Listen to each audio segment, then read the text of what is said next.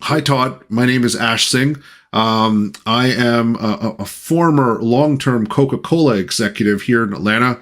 I've made a ton of money, and I'm looking to get into the tech space. And I heard you're working on something cool with cars. What's going on, Todd? Tell me what's up. Well, hi, Ash. Yes, it's a pleasure to meet you, and it's an awesome view from the top of this elevator. Yes. Um, well, while I was talking here, let me share a little bit about my company with you. I think you'll find it interesting. Yes. My name is Todd Cripe, and I represent BlueConnect Automotive. In 2017, my award-winning smart guy partner, Craig, pivoted from creating new car technology to inventing solutions that increase the longevity and value of used cars. Today, our company brings positive disruption to the automotive industry by incorporating Craig's patented ideas into our Scope universal engine. Scope is an acronym for Smart Car Orchestration and Platform Engine. That's a mouthful to say, so we're going with Scope. In a nutshell, Scope enables any vehicle to become part of today's connected world, commonly called the Internet of Things, or IoT. Our APIs will allow any company, including ours, to add popular new car features to the 300 million vehicles currently on the road in North America. We have multiple solutions designed that plug into Scope, but the path to execute our vision begins with engine lock. We need $1.5 million so we can manufacture 50,000 engine lock units in time for the 2022 holiday shopping season. Okay. My friend just scratches the surface of what we're going to do. Got it. Thank you for that, Todd. Very interesting. So let's get some feedback from Todd in the chat. As you're listening in, let's get some feedback.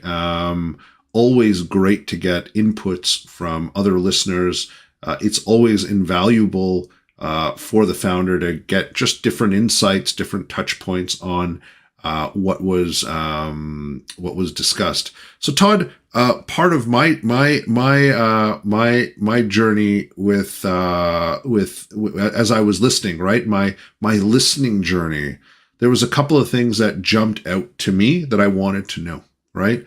And you know how you started off by saying that it is an IoT, you're kind of connecting cars and they kind of become IoT devices themselves, right? And most of us know what the Internet of Things is. You brought in, what I wanted to kind of understand was a little bit more of the secret sauce. Todd, I needed a little bit more on my palate, right? In terms of how the tech works. Because when you brought up engine lock, I was trying to figure out how the connection point was going. And I was left feeling that I wanted to use my own creative mind to know all the other lovely things that you could do once you've scoped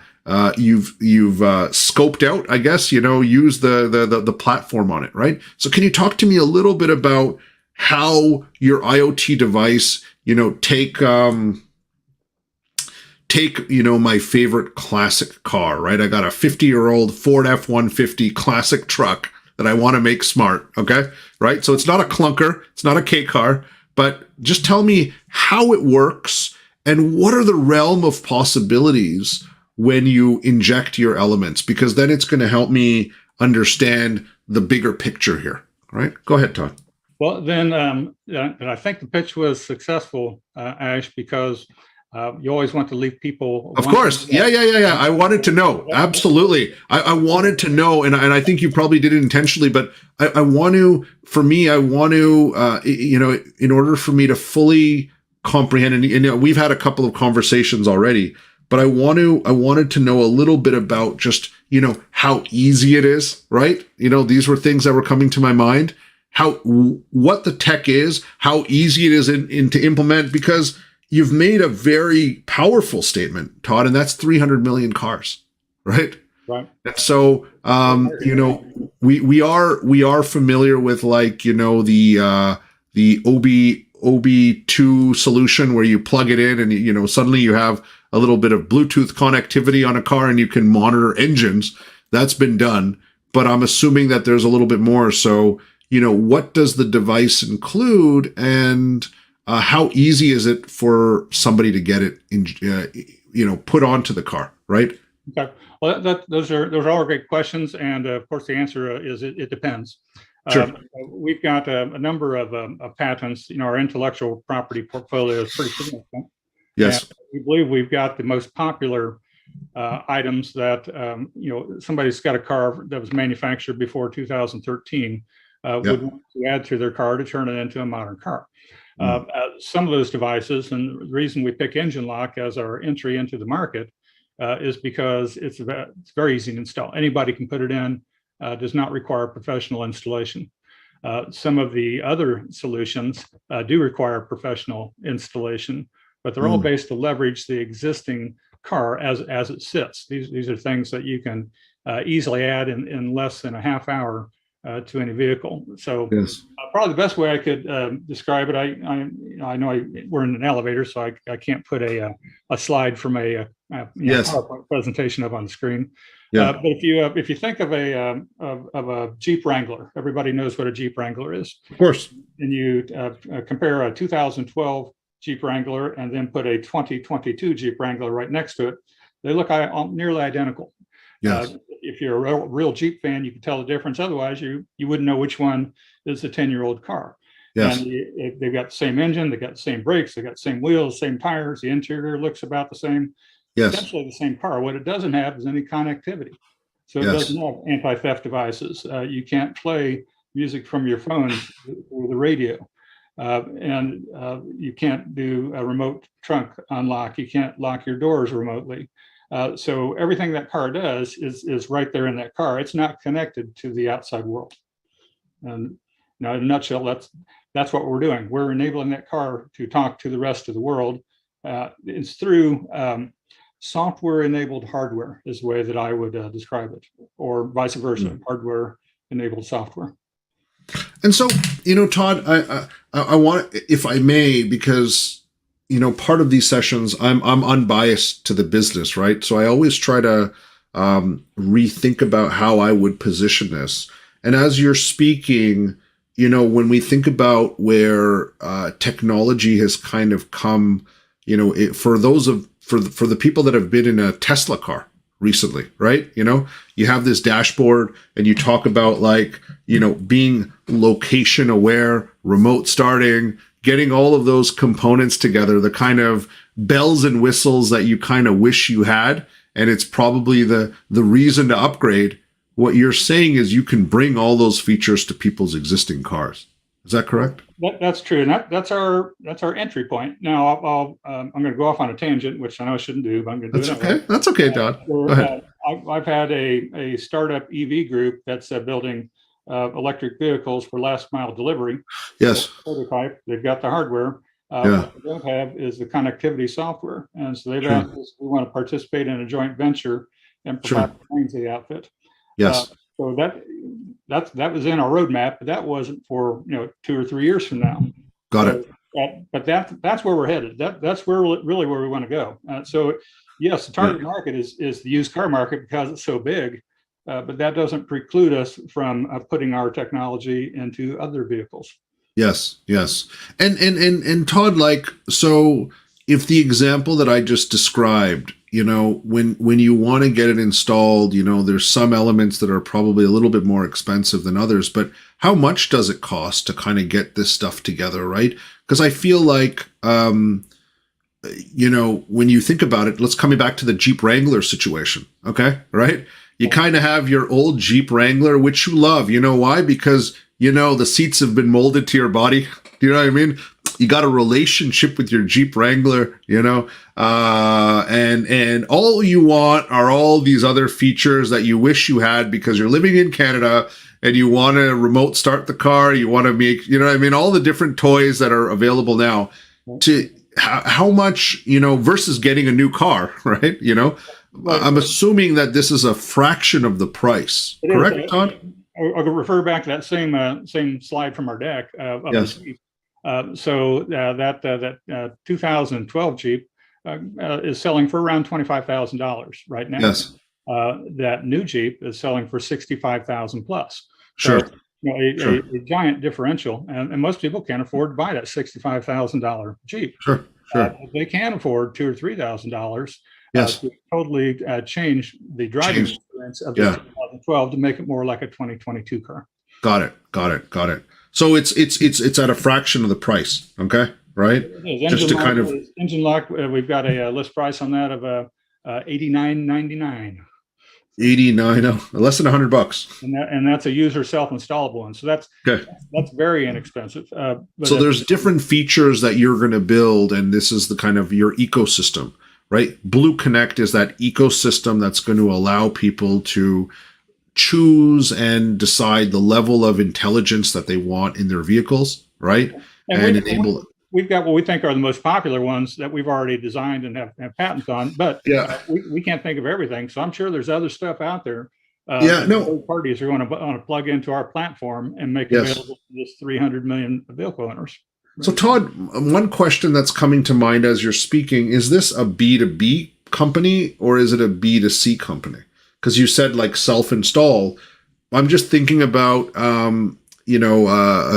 I bought a when I sold my first company, I bought a car for my mom, and she loves the car, right? And it's a little bit old now, right? It's seen its years, but she doesn't want to get rid of it. And I'm wondering, wouldn't this be a perfect product for, the garage she takes her Lexus to? That's, because it's out of warranty.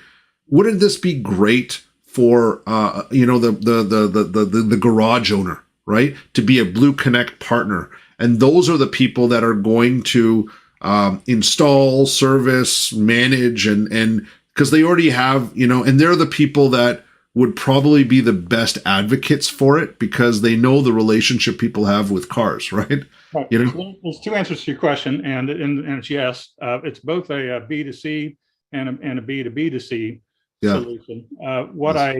For clarity, what I usually don't talk to in first conversations is our software application, which is called Car Care Pro. Sure. That addresses exactly what you're talking about with that auto repair shop. Yes. And we've targeted the automotive dealers with Car Care Pro because it is a robust communication tool and a loyalty solution. Of course. People timely reminders when they need to come in and get their brakes serviced or their oil changed. Yeah.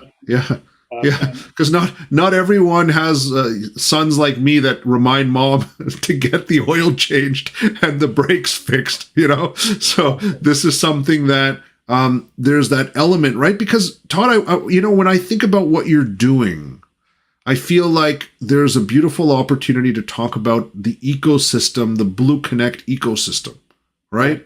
The BlueConnect ecosystem and how all these elements are going to come together and how all the people are going to partake in this, and it becomes more of a movement. We talk about, people come to me and they go and they say, I'm very energy cautious, right? I care about the environment. I bought a Tesla, right? This is what I've been hearing for the last couple, and I'm guilty as charged. I drive an electric vehicle as well. But what happened is when people are buying these cars, I would tell them, I'm like, if like the cost of the batteries, when you have to get rid of the batteries, that carbon footprint is actually very bad, right? The best thing that you can do is, in the world today, if people owned their existing cars longer and they were maintained and operating better, right? There's a value in that, right? Versus flipping cars all the time. This mentality around switching your cars every 4 years, Todd, which is very common in North America, It is, but that stigma has gone away. And it started actually a long time ago. Back in about 1969 is when vehicles became reliable enough where you could drive them over 100,000. Forever, yes, exactly. But it's taken up until probably the last maybe 10 years, where the stigma of a used car is gone, and now used cars are desirable, and the price of them has gone through the ceiling. Exactly, especially after with COVID, right? It's a good place to be. So what I'm going to do, Todd, if you would like, I would love to pitch your idea back to you. Okay, would love that. Yeah. Right, and what I'm going to do is I'm going to talk a bit about kind of the ecosystem.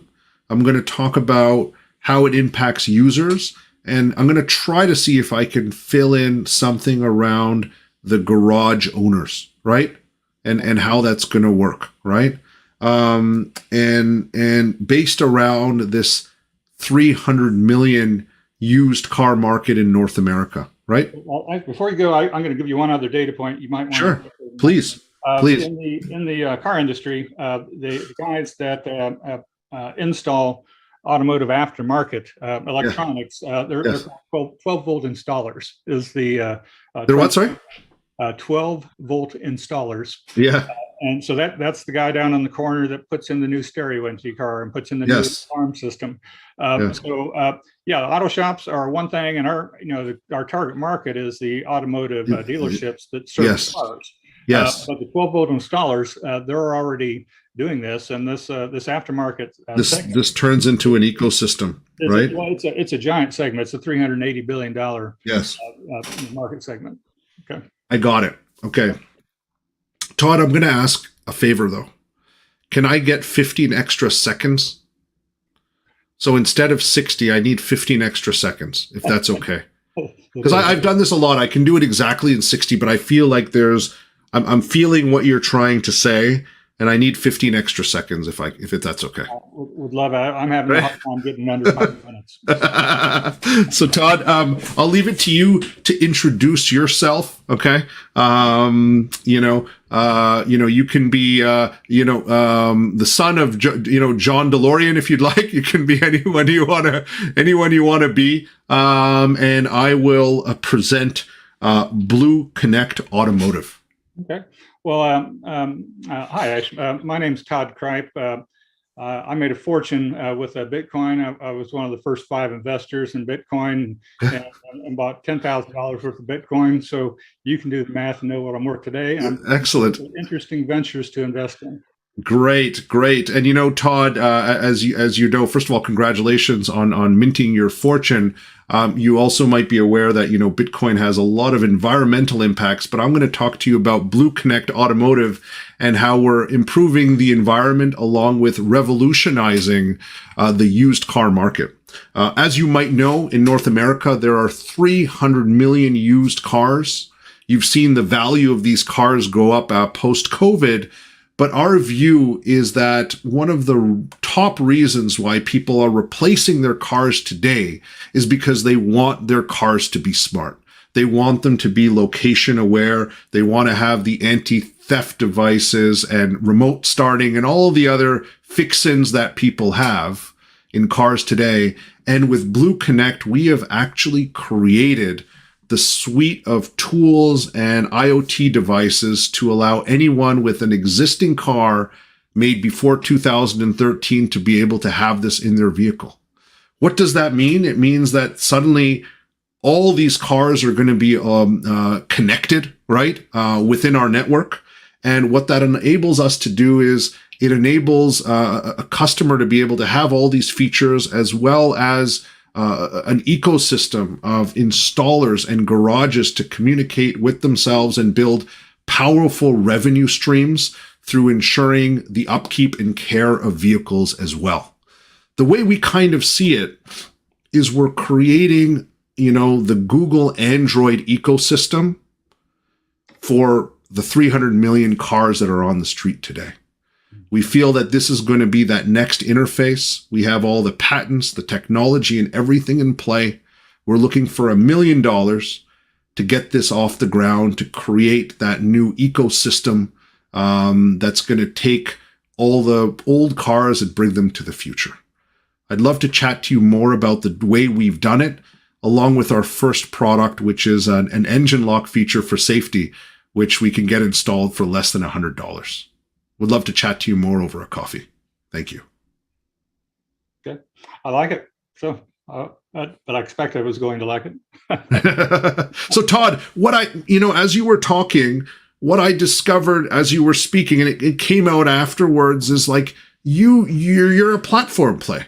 Do you get what I'm saying? And I used Google Android, because Google Android, they have this ecosystem and they have the manufacturers and the software piece and everything together. And there's 300 million cars, right? why are you guys not that smart IoT Raspberry Pi, platform, right? That's what I'm sensing, right? And everyone is going to be a part of this, right? And I tried to weave in some of the revenue models and loyalty, but I feel that's kind of where this is going to go, right? You have all the pieces, and I want to make sure that it's driven and all those pieces connect. And that's kind of the big play here, right? And sometimes it's good to kind of connect the dots and explain to them how, you have smartphones, okay? What are smartphones powered by? Operating system. Yeah, well, they're powered by Android or iOS these days, right? There's just two systems, right? Okay. I used Android on purpose, by the way, because it's a little bit more open. But what are the few? So if Android is powering the open smartphones of today, who is going to power the smart cars of the future? The reinstated, okay, smart cars of the future. Who's going to do that? And implied but not stated is that we're actually leveraging the technology that's in the phone. Yes, and we're going to continue to do that. So as new technology gets added to the phone, yes, we're future proof because we're going to absolutely. But do you get what I'm saying? Like, you are the Android for vehicles. You're the Android that is going, because Android's beautiful. You can have Android installed at a very local level, very cheap as well, right? The APIs work, but you're for the Android for used cars in North America, right? I agree. And iTunes is a similar model. So sure. The correct way to describe our platform is a smart car technology platform, but it doesn't have a cool acronym like SCOPE. But I know Americans love Apple, right? But I'm using Android purposefully, right? Because I feel like it's permeated different devices a little bit better, right? So, but if iTunes and Apple is probably, if that works better with Americans, we can use that. But that's kind of how I see the big picture of what you're building, right? You have the patents, you have the resources, you have the first product built. How do we activate that and get that going, Todd, right? That's kind of where I sense the pieces, right? Yeah, that's great feedback. So Android for used cars. I have to come up with an elegant way to say that. Yeah, right? Like paint that picture, that future where everyone's going to have your BlueConnect app, right? On their, and you are, that super app for engine care and location aware and safety and everything like that. Do you get what I'm saying? I do. And it's taken me 3 months to come around to be able to say the words used car. It's okay. Don't take it personally. I think used cars is great. I mean, but I want that visual to be there, right? I could see, I have this, car, I've upgraded it. It's got all the features and BlueConnect is this super app, okay? That's on the device, on your phone, right? On your dashboard, at home, wherever you need it to be. And that's kind of that lever. And you are that integrator, right? Across the board. And I think that's something that I want it to come out more, right? That big picture where it's going to be. And that's fantastic, right? I'm looking forward to testing this out as well, right? Starting with Mom's Car, by the way. So we'll kick it off with Mom's Car here. We want to be your first customer here in Toronto. Well, actually, we can help you out with that because a big part of our marketing efforts or go-to-market efforts will be through social marketing. We plan to have 100 ambassadors sure. around the world. Happy to do. We're part of your team. Yes, and everyone watching here, Todd, we want your success. We're here to support. There were some great questions in the chat as well. I know I went a little bit over time today, guys, but sometimes when the questions and the feedback is flowing, you just want to make sure that we leave no stone unturned, right? So Todd, I want to thank you again for your time, and everyone else that's joined today to give feedback, that have had a chance to pitch as well. And I look forward to our next session together. All right. Thanks, Todd. Have a wonderful day. Take care, everyone. Stay safe and God bless you. We'll see you soon. Bye-bye.